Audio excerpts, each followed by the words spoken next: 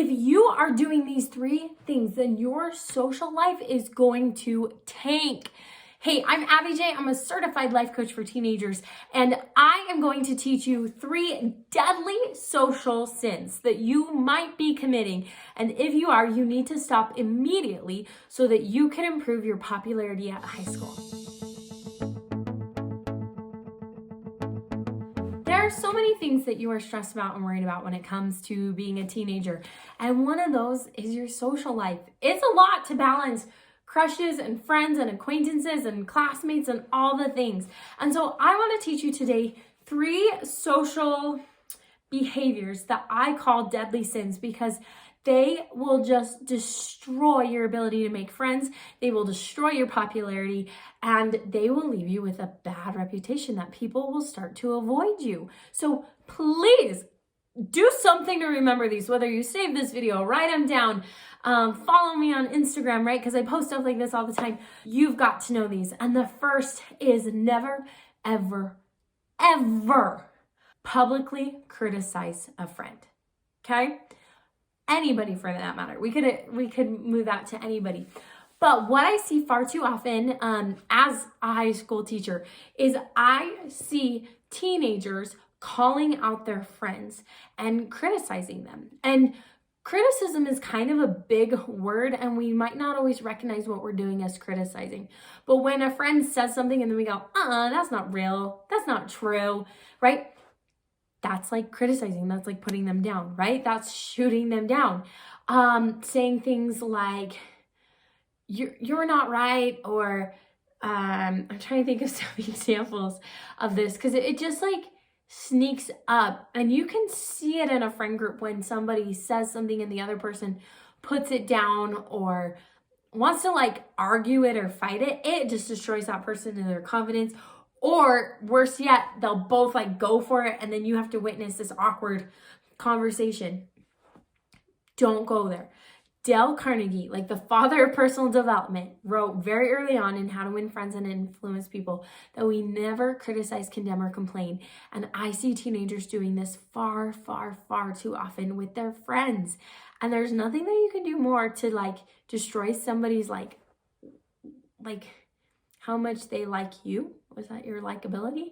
Than to criticize them, especially publicly. The second deadly sin is one that, this one affects adults. It's something you've got to figure out and master as a teenager if you want to be somebody that's charismatic and popular.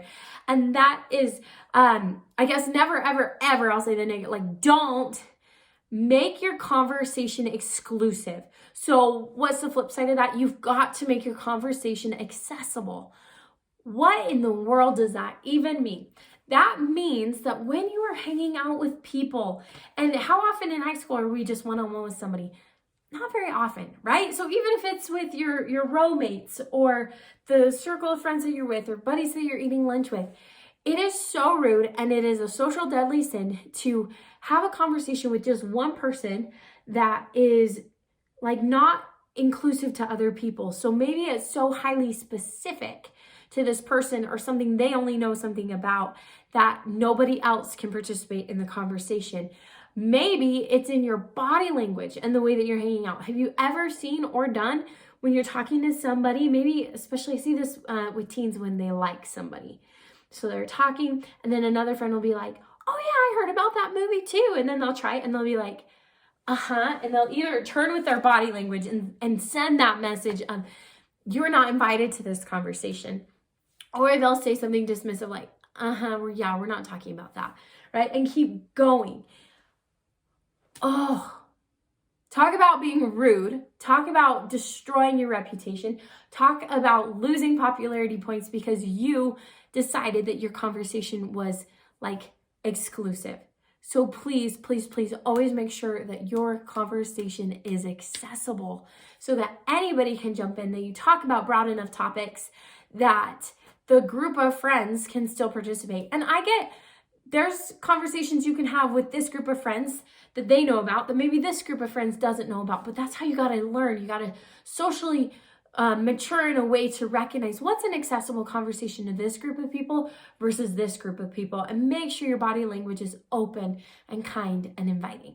My third deadly sin, I know every single one of you has done, okay?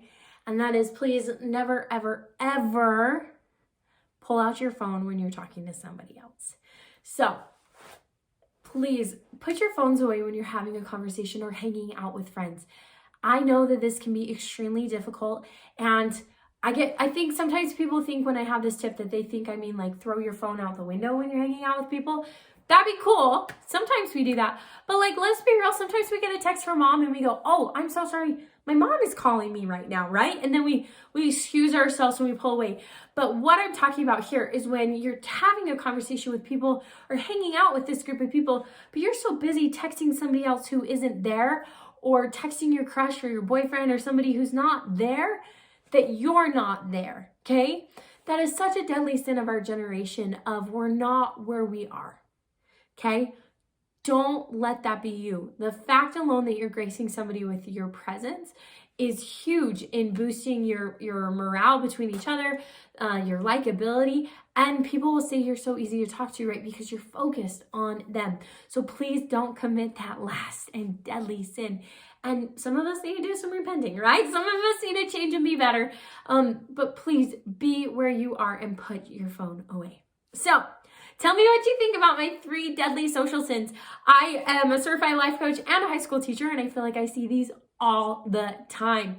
So let me know what you think in the comments down below. And if you would like some life coaching help on learning how to make friends, how to get over hard experiences as a teenager, how to manage and boss your brain around, check out my monthly coaching program at abbiwinslow.com. And I cannot wait to see you in my next video. Abbi J out.